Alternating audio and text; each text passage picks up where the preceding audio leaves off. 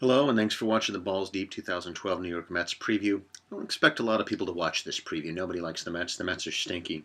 Maybe the stinkiest team in baseball. Well, no, Houston, San Diego, Houston. The Mets have very little talent. They don't have a lot of players that you want to watch. They've got some washed-up guys, center fielder Andres Torres, left fielder Jason Bay. They've got some crumb bums, shortstop Ruben Tejada, second baseman Daniel Murphy. And they've got one, I guess, superstar-ish player is David Wright, their third baseman. Good player, nice guy. They don't really have a lot to look forward to. They've got a horrific bullpen.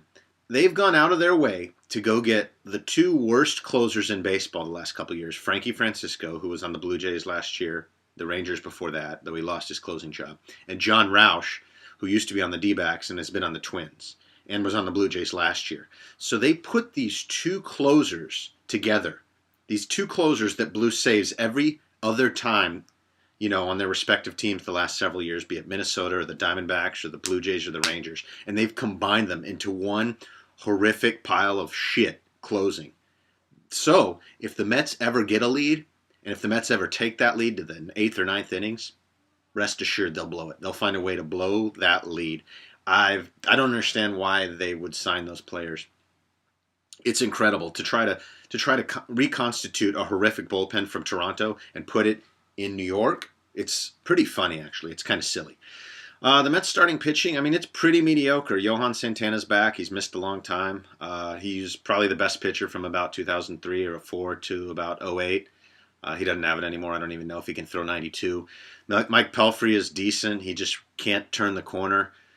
I believe he's a big sinker ball pitcher. Jonathan Nice is a left-hander. He's okay. R.A. Dickey recently came out that he was sexually abused as a child by his babysitter.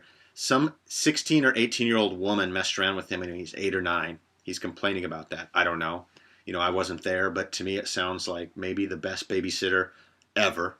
But, just my 2 cents. I never had any trysts with babysitters, which is bullshit. My parents hired the worst babysitters. All they did was make sure that we didn't get into trouble or start fires, make sure we went to bed on time. But they never started anything with Ryan, never started anything with Balls Deep.